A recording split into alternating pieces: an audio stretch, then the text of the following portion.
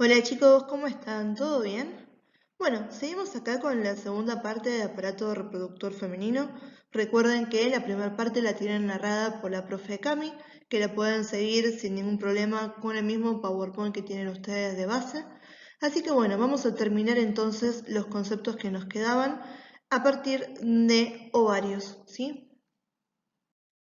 Entonces, como órganos internos, ¿sí? Ya hemos visto a los ovarios, tenemos a los que va a ser el comunicante entre el ovario y el útero, que van a ser las trompas de falopio o también llamadas salpinx, ¿sí? Por lo tanto, constituyen un conducto bilateral, ¿sí? Aproximadamente de 10 a 12 centímetros de longitud y 1 centímetro de diámetro.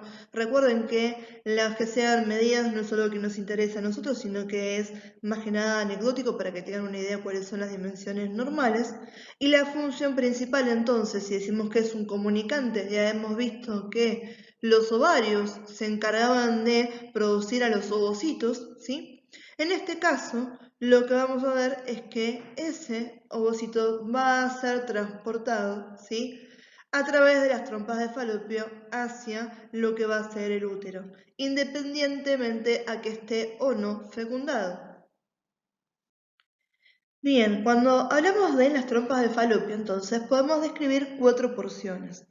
Presten atención que en realidad hay diferentes formas de decirlo lo mismo, ¿sí? Pero que no se confundan al momento de desarrollarlo, ¿sí? Entonces tenemos al infundíbulo, o también llamado pabellón, al cuerpo o ampolla, al istmo, o cuando hablamos con nombre propio, istmo de Barco, ¿sí? Y la porción uterina, o también llamada porción intersticial.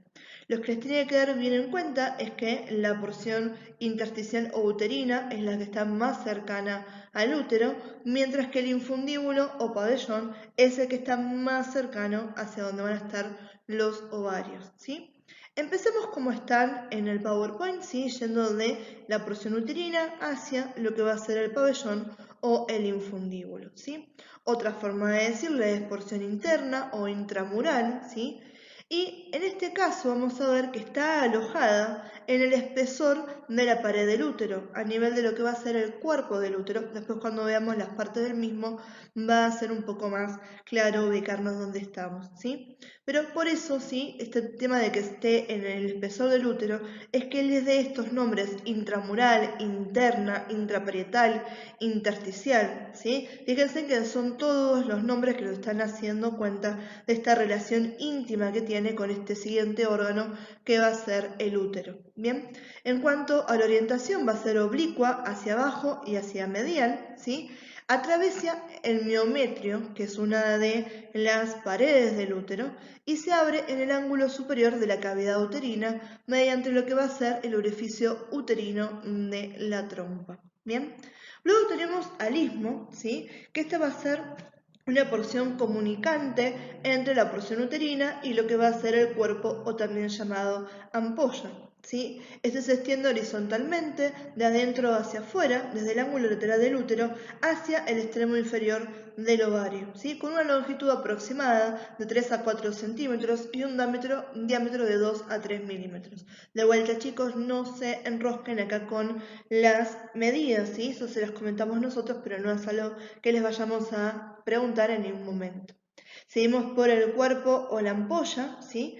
Y finalmente tenemos el pabellón o el infundíbulo, que este tiene forma de embudo, ¿bien? Porque es justamente que tiene que hacer de receptor hacia los ovocitos, ¿sí? La abertura va a ser hacia abajo, ¿sí? Hacia atrás y hacia adentro, y el vértice nos conduce hacia la ampolla, mientras que la base termina en los que se llaman fimbrias, ¿bien? Que son las encargadas entonces de poder atrapar a esos ovocitos. Para que nos queden bien en claro, esperen que les pongo acá el puntero en pantalla, igualmente lo tienen acá bien marcado, ¿sí? Estas son las fimbrias, por eso decimos que esta sería la base y el vértice estaría acá yendo hacia donde, hacia la ampolla o el cuerpo, ¿sí? Después tenemos el istmo y acá en esta porción tenemos la parte uterina o intersticial. Continuamos entonces con el útero, este que es un órgano muscular hueco tapizado por mucosa, bien, cuya función va a ser, por un lado, albergar al feto, donde va a ser lo que va a ser toda la gestación, o sea, el crecimiento y el desarrollo ¿sí? De ese embrión y ese feto y ese bebito, hasta después la expulsión del mismo en lo que va a ser el trabajo del parto. Bien, cuando empezamos a ver las generalidades del útero, lo principal, ¿sí? De lo que nos está hablando el Power es ¿dónde lo ubicamos? Bien, ¿se acuerdan ustedes que en digestivo habíamos hablado de los cuadrantes del abdomen? Bien, y habíamos nombrado en la línea media 3 cuadrantes: el epigastrio, el mesogastrio o región umbilical y el hipogastrio. Justamente en el hipogastrio es entonces en que vamos a encontrar al útero. Y en cuanto a los órganos en los que vamos a tener, a los que vamos a tener en relación, vamos a ver que hacia adelante encontramos a la vejiga, hacia atrás encontramos al recto, hacia arriba vamos a encontrar a la parte sigmoidea de lo que va a ser el colon sigmoideo, ¿sí? Sigmoideo o también llamado hilo pélvico, y a las asas intestinales, mientras que por debajo encontramos a la vagina. Entonces de esa manera tenemos bien ubicado dónde vamos a encontrar al útero, ¿sí? Acá estamos hablando de vuelta de los que van a ser las dimensiones y nos hace una distinción entre las mujeres que son nulíparas y las que son multíparas.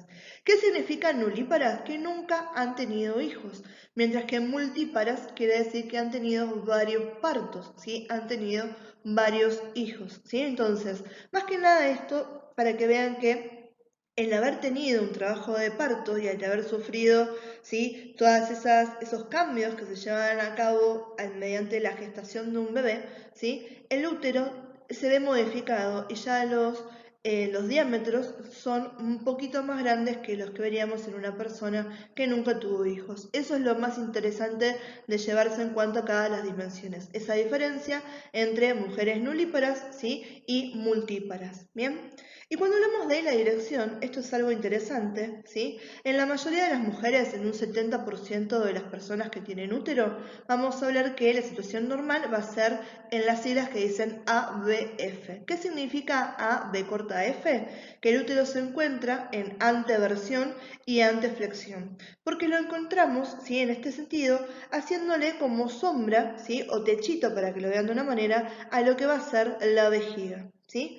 En el 30% de las mujeres restantes, ¿sí? O de las personas con útero restantes, lo que estábamos viendo es que pueden presentar el útero en RBF, ¿sí? Que eso es retroversión, lo que quiere decir que en vez de estar sobre la vejiga, están mirando hacia atrás, ¿sí? Esto es una variante anatómica, ¿sí? No estamos hablando de patología, pero sí es cierto que se han detectado que mucha gente que tienen, ¿sí? El útero en RBF pueden tener algunas dificultades en cuanto a lo que va a ser la concepción, ¿sí? En algunos casos hay algunos trastornos del desarrollo que nos pueden dar otras variaciones en cuanto a la morfología, o sea, la forma que tenga el útero, y podemos encontrar úteros que sean dobles, sean bífidos o sean bicórneos. Esto de vuelta, chicos, es como un dato de color para que tengan idea de que pueden haber otras variaciones anatómicas que uno encuentre al realizar un estudio de estos pacientes. Bien, acá lo que tenemos entonces son dos cortes sagitales, o sea que lo estamos viendo de costado, más que nada para que entiendan esto que habíamos hablado recién en útero ABF o RDF, ¿sí? Para que tengan una idea también un poco de las relaciones, ¿bien? Esto que está acá es el hueso de adelante de la pelvis, que llamamos pubis, ¿bien? Y esto que también está en un color que nos hace darnos cuenta que es hueso, es el coxis, que es la última parte. El sacro y el coxis son la parte más caudal, o sea, más hacia los pies de la columna vertebral. Bien, después en cuanto a los órganos que nos está marcando acá, tenemos como la A nos marca a la vejiga, B es el propio útero del que venimos hablando, ¿sí? Acá nos está marcando E, creo que es la vagina, ¿sí? Y finalmente este, que no llego a ver qué letra es, la D me parece, esta es entonces el recto, ¿bien? Entonces, en este caso los números son las letras son exactamente lo mismo, pero fíjense, le está haciendo techito a la vejiga, este es un útero en ABF, y cuando está mirando hacia atrás, ¿sí? Este es un útero en RBF.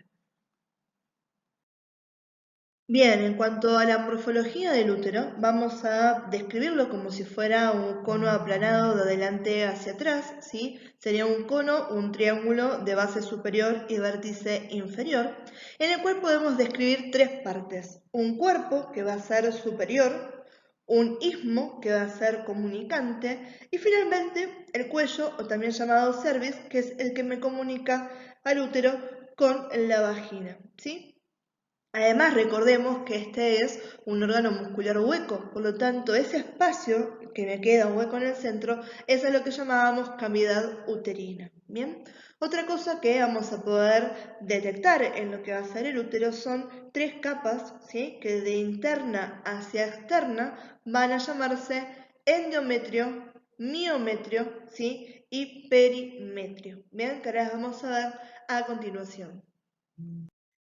Bien, entonces, recordemos que habíamos hablado que el útero tenía tres capas. De interno hacia externo teníamos endometrio, miometrio y perimetrio, ¿sí? Cuando hablamos de el endometrio, también lo vamos a llamar como mucosa uterina, y lo que es interesante de esta capa es que no tiene el mismo tipo de epitelio en todas partes, sino que se nos separa en dos tipos de capas, ¿sí? O sea, el endometrio se separa en dos capas, una capa funcional y una capa basal. ¿Qué significa que es basal? Que no sufre ningún tipo de cambio, mientras que la funcional, por el contrario, va a ser aquella que va a responder a los cambios hormonales que sufren las mujeres, ¿sí? Durante sus ciclos, ¿bien? Donde se va a engrosar, se va a vascularizar, todas estas cosas que estuvieron viendo con la profe Cami. Recuerden que la función que tiene el útero es de gestionar, ¿sí? Gestar al bebé, no gestionar, gestar al bebé, ¿sí? Entonces lo que están buscando en este caso es dar un punto bullido de anclaje a el ovocito fecundado, ¿sí? Al óvulo fecundado, y nutrirlo, ¿bien? Para que éste pueda dividirse y progresar hacia un embrión viable y hacia un feto y un bebé hacia el final del término, ¿bien? Entonces, ¿cuál va a ser la capa del endometrio entonces que sufre todos esos cambios? La capa funcional, ¿sí? Y es esta misma que en el momento de que no se detecte que haya ninguna implantación de un óvulo fecundado, al cabo de todas las menstruaciones se va a disgregar. ¿Qué significa disgregar? Se va a romper y se va a perder dentro de todo lo que va a ser el flujo menstrual normal, ¿sí? Después tenemos el miometrio, ¿sí? Miometrio va a ser en la capa muscular, ¿sí? En este caso volvemos a tener tres. Es una capa muscular, es músculo liso, ¿sí? Que tiene tres capas, ¿sí? Capa externa, capa media y capa interna, ¿bien? Lo que vamos a ver es que se distribuyen de diferentes maneras las fibras musculares si estamos hablando de la externa, la media o la interna. En la capa externa las fibras van a ser longitudinales, transversales y circulares, mientras que la capa media presenta fibras que van a ser circulares y longitudinales, ¿bien? Y es la que va a tener todos los vasos sanguíneos, y la capa interna vuelve a ser muy similar a lo que va a ser la capa externa, ¿sí?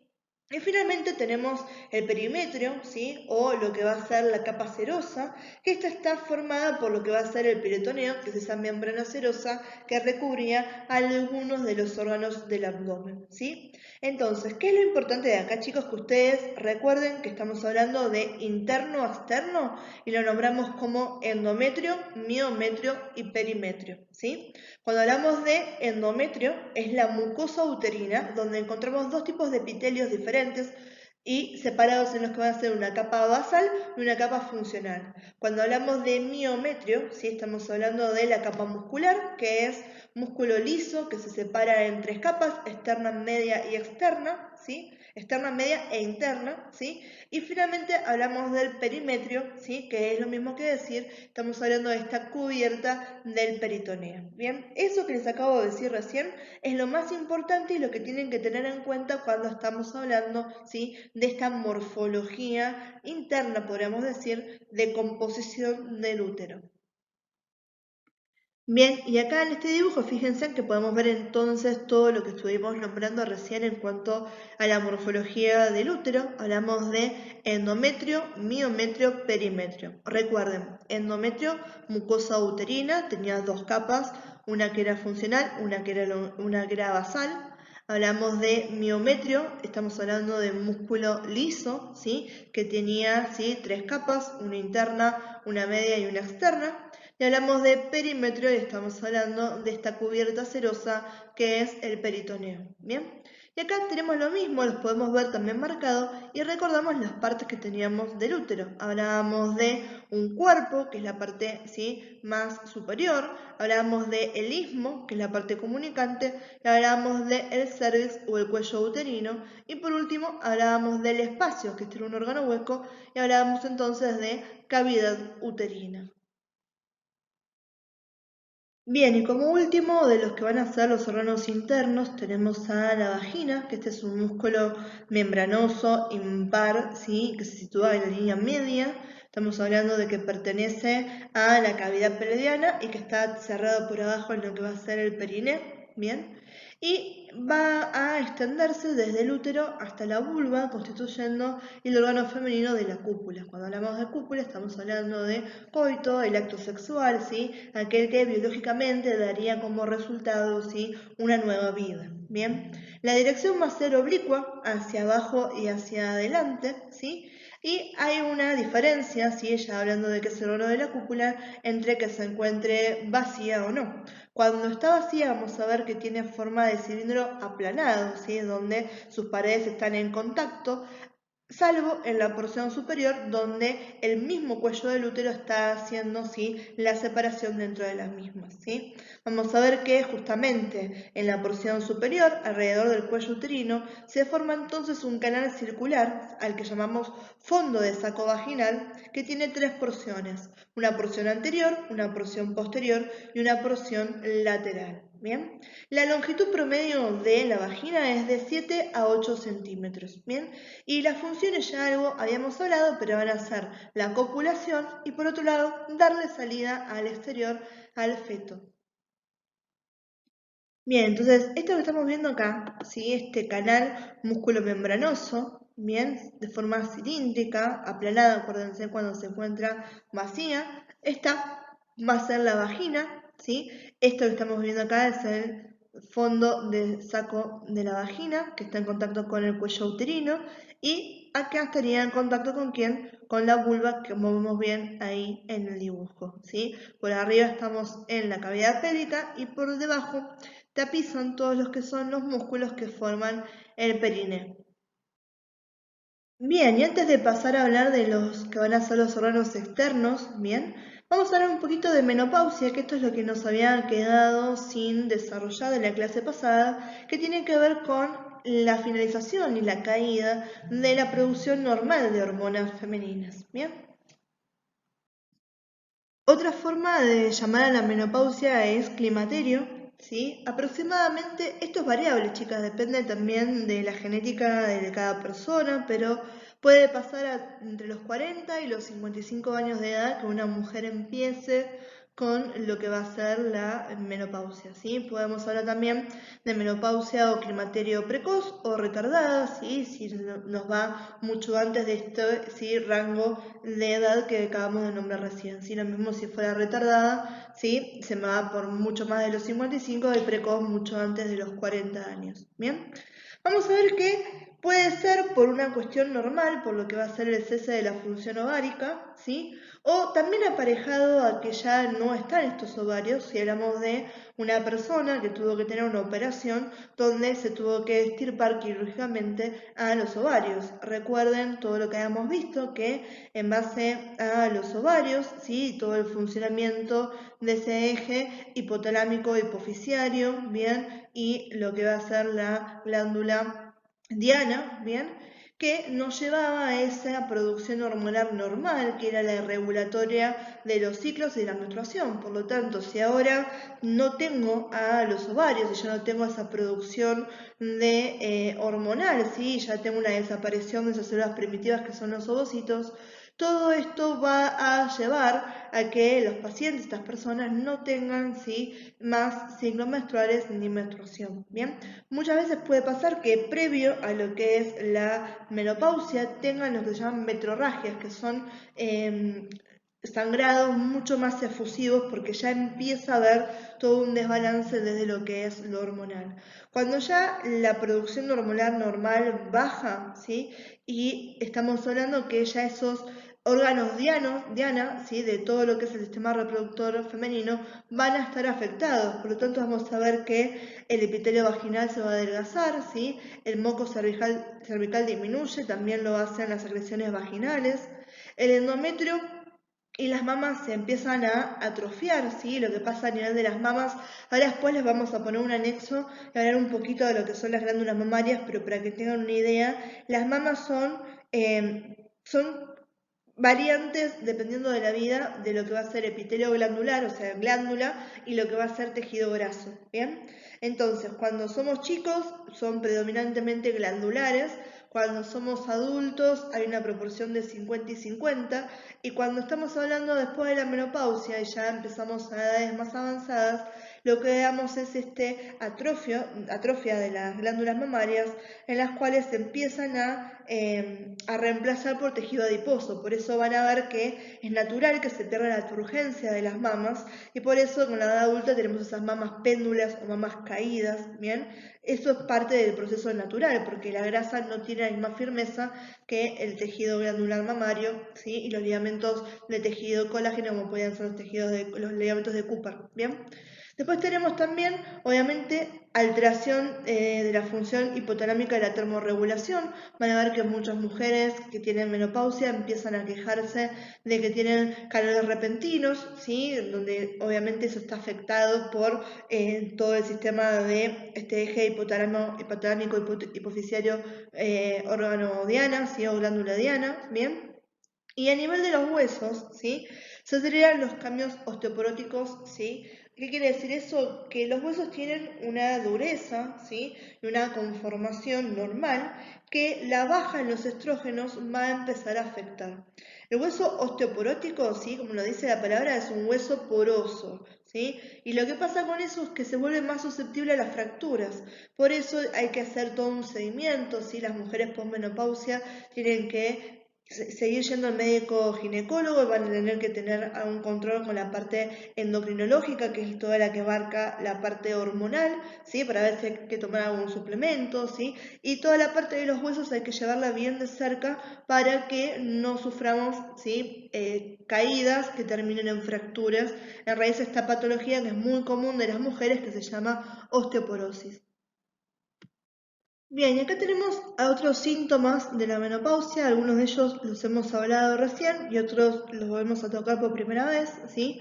Podemos hablar de incontinencia urinaria, ¿sí? O urgencia miccional, eso quiere decir que es de golpe te van a hacer pis y es hago pis ahora o me hago encima, eso se llama urgencia miccional. No estamos hablando de incontinencia, pero sí de que es o encuentro un inodoro en los próximos 5 segundos o me hago encima. Esa es la urgencia miccional. Y esto se debe a que hay una pérdida del tejido elástico y una reducción de colágeno, ¿sí? Entonces los esfínteres no están trabajando tan bien como lo hacían en la juventud, ¿sí? O antes de sufrir lo que era la menopausia, ¿sí? Vemos también envejecimiento cutáneo, ¿sí? La piel se vuelve más fina, ¿sí? Más frágil, empiezan a aparecer manchitas, sobre todo en las zonas que son expuestas al sol, ¿sí? Osteoporosis, que esto que lo habíamos hablado recién, esta fragilidad ósea que predispone a las fracturas, porque el tema de los estrógenos y la caída de los estrógenos me está alterando el proceso de reabsorción normal de calcio, ¿sí?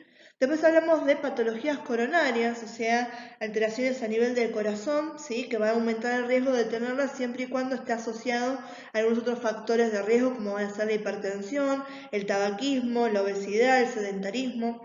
De esto seguramente conocen todos. Sedentarismo, que quiere decir que no se hace actividad física, ¿sí? Viene de estar sentado todo el tiempo. No quiere decir que porque estemos sentados todo el tiempo, sino una falta de actividad física, ¿sí? Porque obviamente uno está más cansado. Estamos hablando de que generalmente la menopausia en condiciones normales son edades más avanzadas y entonces cuesta un poco más entrar en actividad.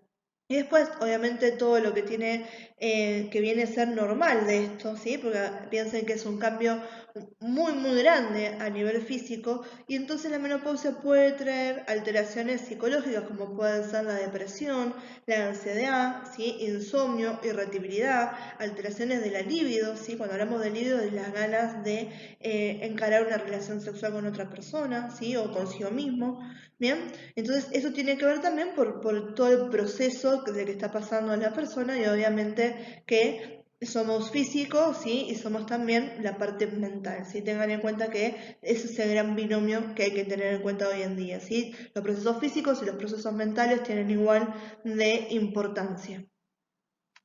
Bien, y con esto ya estamos terminando, entonces vamos a hablar de los que son los órganos externos y damos por finalizado todo este PowerPoint de aparato reproductor femenino. Bien, cuando estamos hablando de la vulva, vamos a hablar de una depresión que está limitada hacia ambos lados por repliegues cutáneos a los que vamos a llamar labios menores y labios mayores, ¿sí? Estos son los labios mayores, ¿bien? Y estos son los labios menores, ¿bien? Vamos a encontrar también que en la vulva se está abriendo, ¿sí? La apertura para la vagina y para lo que va a ser la uretra, ¿sí? El orificio uretral, ¿bien? Y vamos a encontrar, ¿sí? Todo lo que es el aparato eréctil que está formado por el clítoris, ¿sí? Y los bulbos de la vagina que se encuentran rodeando la apertura vaginal. Cuando hablamos del clítoris, este que está acá, lo vamos a encontrar ¿sí? En el punto de unión de los labios menores. Acuérdense, estos son los labios menores, entonces ahí encontramos al clítoris. Bien, va a estar formado por los que son los cuerpos cavernosos, que están insertados por dentro, ¿sí? O sea, están insertados en las ramas isquiopubianas y se dirigen hacia la sínfisis del pubis, ¿sí? Donde se juntan, ¿sí? En la línea media y forman realmente lo que va a ser el cuerpo del clítoris. Quédense tranquilos que ahora en la diapo que viene vamos a ver una representación interna de lo que va a ser la vulva, ¿sí? Y ahí va a quedar mucho más en claro de esto que estábamos hablando del clítoris, ¿bien? Y cuando hablamos de los bulbos de la vagina, si estos serían los cuerpos esponjosos de la uretra del hombre, y son dos órganos eréctiles que se ubican a ambos lados del orificio de la vagina en la base de los que van a ser los labios menores. Bien, entonces, como les contaba en la diapo pasada, ¿sí? Acá tenemos una visión externa y una visión interna de lo que va a ser la vulva. Y justamente fíjense, acá tenemos los cuerpos cavernosos que en la línea media me forman el clítoris, ¿bien? Estos son los bulbos de la vagina, ¿sí? Esto que tenemos acá es la apertura o el orificio para la uretra. Este es el orificio o la apertura para la vagina, ¿sí? Y fíjense que acá me está marcando, ¿sí? Como si fuera una transparencia, para que tengan idea que esto lo estoy viendo en la parte interna, los labios menores, ¿sí? Acá tenemos bien cuerpo cavernoso como les había mostrado, ¿sí? El bulbo acá en el vestíbulo, ¿sí? Acá tenemos a los labios mayores, ¿sí? Por fuera de todo esto, ¿sí? Piensen en labios menores, labios mayores por fuera. Y acá estamos viendo, ¿sí? La apertura también para una de las glándulas anexas que va a ser la glándula de Bartolino. Otra de las glándulas anexas que vamos a ver a continuación van a ser las glándulas de Skene. Entonces, ahora sí, siendo lo último que vamos a ver, las glándulas anexas, vamos a ver que están ubicadas en la región de la vulva, ¿sí? Y son glándulas de secreción. Tenemos a las glándulas de Bartolino y a las glándulas de Skene, ¿sí? Las glándulas de Bartolino también les podemos llamar glándulas vestibulares mayores, se están ubicando a ambos lados de la vulva y su función va a ser la de secretar moco, ¿sí? Con función lubricante. Bien, la glándula de Skene estas se van a ubicar cercanas a la uretra, ¿sí? También reciben entonces el nombre de glándulas uretrales o parauretrales por esta cercanía a este orificio. Estas son las encargadas de expulsar el fluido que se acumula en el espacio, ¿sí? Lo que sería el punto G. ¿Sí? Entonces, glándulas de Bartolino cerca de lo que van a ser, ¿sí? A ambos lados de la vulva, ¿sí? Bien inferior a la apertura de la vagina, tiene una función de lubricación y las glándulas de Skene, sin embargo, están cercanos a lo que va a ser el orificio uretral y la función va a ser la de expulsar el fluido que se esté acumulando en el punto G. Bien, acá tenemos unos gráficos que nos quedan bien para poder observar todo lo que veníamos hablando recién, ¿sí? En lo que sería la piel, este de acá es el monte de Venus, está por arriba de todo lo que va a ser la vulva, ¿sí? Acá estamos encontrando, esto sería un hueso, es el hueso pubis, ¿sí? Tenemos el clítoris, hablamos de la uretra y hablamos de, ¿sí?, la apertura de la vagina, ¿sí? Esto estaría en lo que sería la vulva. Fíjense en que uretra, seguimos acá, ¿sí? Y ahí tenemos la vejiga. Y si uno encuentra, ¿sí?, sobre el piso de lo que sería la uretra, ¿bien? Ahí encontramos el famoso punto G y ahí tenemos también a las glándulas de Skene, ¿sí?, estas que habíamos nombrado recién. Acá tenemos al útero, que lo tenemos en la posición ABF, que era la que tenía el 70% de las mujeres. Este sería el recto, ¿sí?, con el ano, ¿bien? Y acuérdense que estas eran las relaciones que ya las habíamos visto. Para que quede bien en claro, ¿sí?, acá tenemos bien, todo esto acá sería la vagina, ¿sí?, la glándula de Skene, estaría la vejiga por arriba, esta sería todo el aparato glandular, y vemos cómo están ahí en relación, en realidad, a lo que sería, ¿sí?, cerca de la uretra, ¿sí?, de vuelta, monte de Venus, acá estamos hablando del clítoris, esta es la uretra, ¿sí?, cerca de la uretra vamos a tener el orificio de la glándula de Skene, ¿sí?, la apertura de la vagina y tenemos el orificio de la apertura de ambas glándulas de Bartolino, ¿sí? Entonces, clítoris, uretra, ¿sí?, glándulas de Skene, el orificio, apertura de la vagina, ¿sí?, orificio de las glándulas de Bartolino. ¿Sí? Otra cosa para que nos quede bien en claro, de vuelta, montes de Venus, acá estamos hablando de los labios mayores y estos que están acá son los labios menores, ¿bien? La uretra femenina en relación a lo que va a ser la uretra del hombre es mucho más cortita y eso no lleva a que haya una mayor predisposición en las mujeres a infecciones urinarias. Vamos a ver que se extiende desde el cuello de la vejiga hasta la vulva, siguiendo una dirección que va a ser oblicua hacia abajo y hacia adelante y sigue una trayectoria casi paralela a lo que va a ser la vagina, ¿sí? Y se pueden ver dos porciones, una porción a la que llamamos uretra pélvica y la segunda porción que va a llamarse uretra perianal.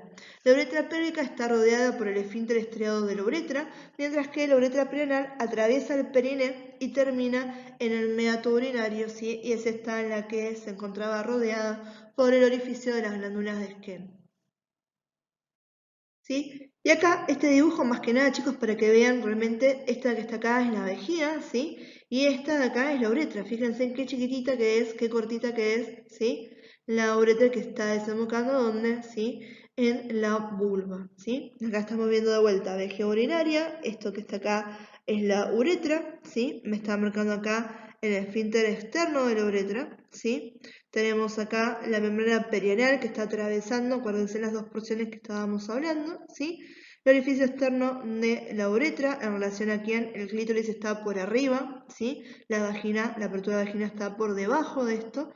Y acá tenemos, ¿sí?, como glándula parouretral, acá la glándula de Skene, que habíamos hablado recién hace un ratito, ¿sí? Y fíjense, esta que me marca en verde, ¿sí?, en relación a la parte inferior, ¿sí?, y cerca de la apertura de la vagina, que me marca como glándula vestibular mayor, esas son las glándulas de Bartolino de las que veníamos hablando recién.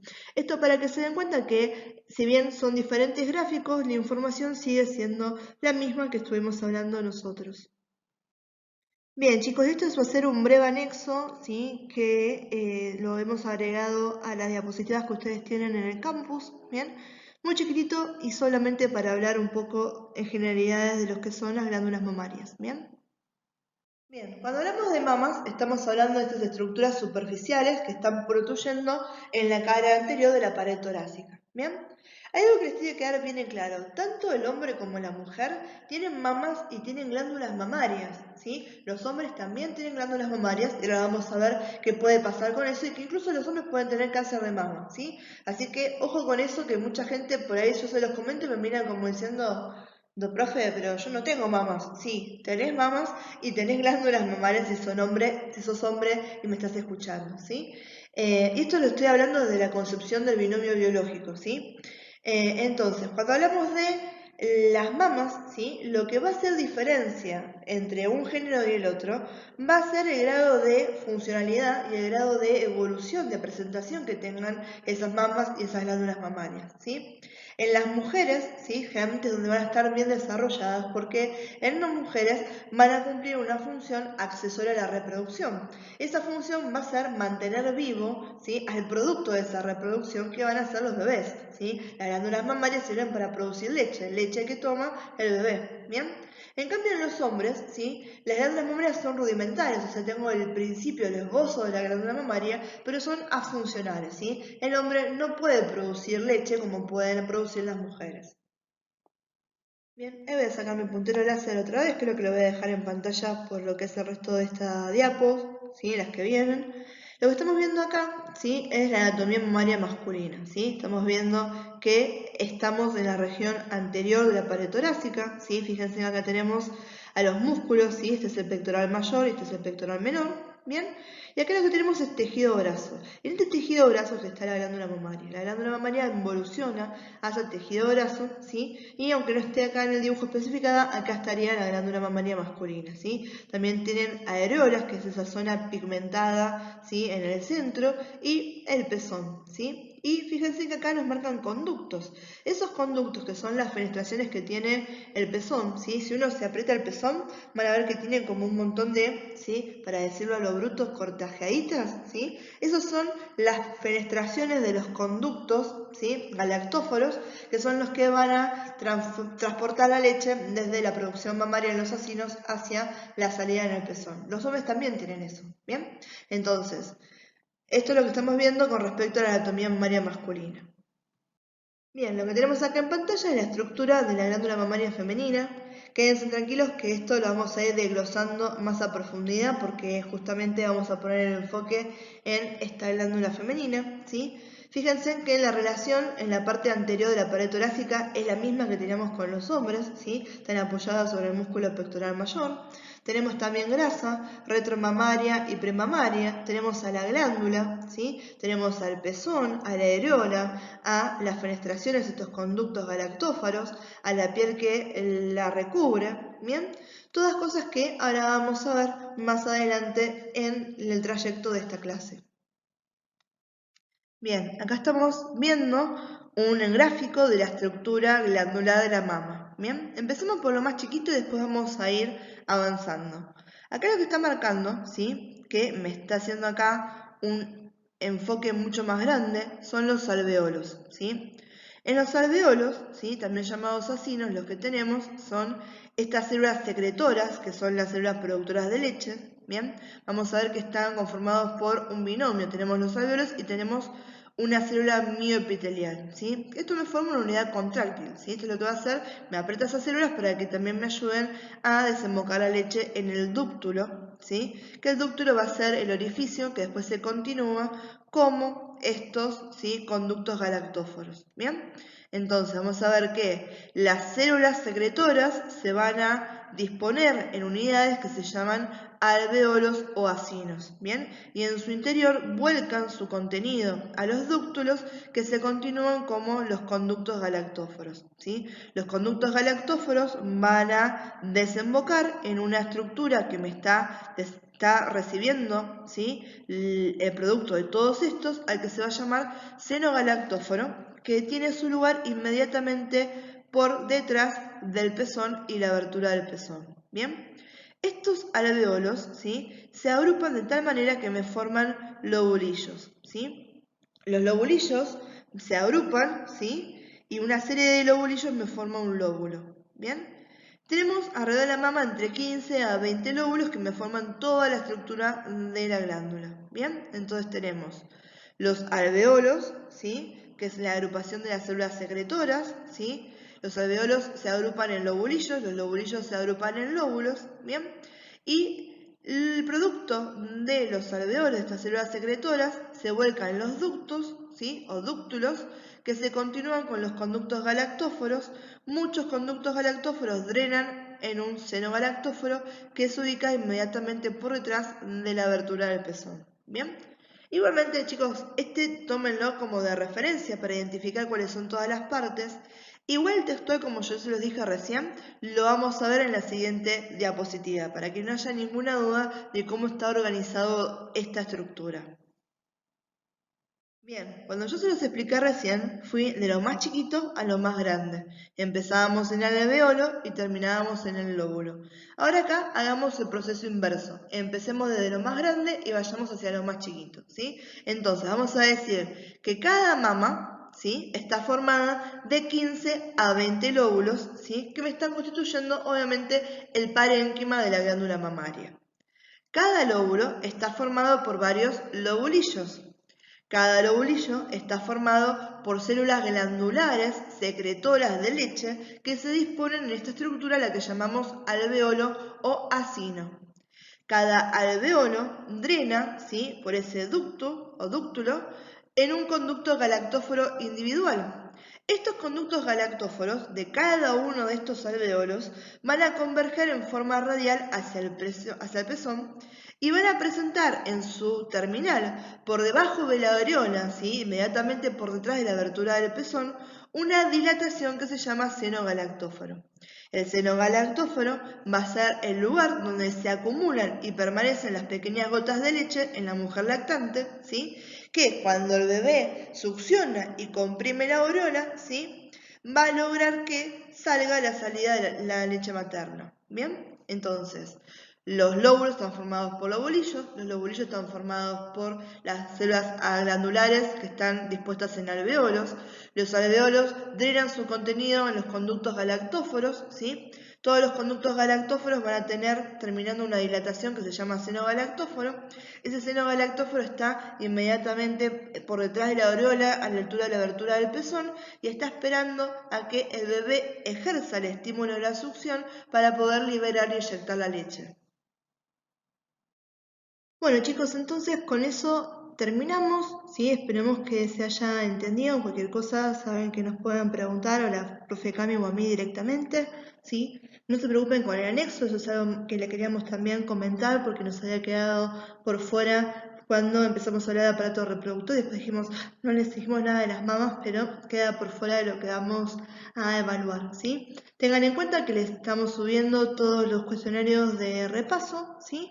Háganos acordar que les subamos también las resoluciones dentro de estos días, así llegan de la mejor manera, bien preparados a lo que va a ser este segundo parcial. Bien chicos, bueno, muchísimo éxito en lo que viene, les mando un beso enorme y como siempre cualquier tipo de duda o de consulta quedamos totalmente a su disposición.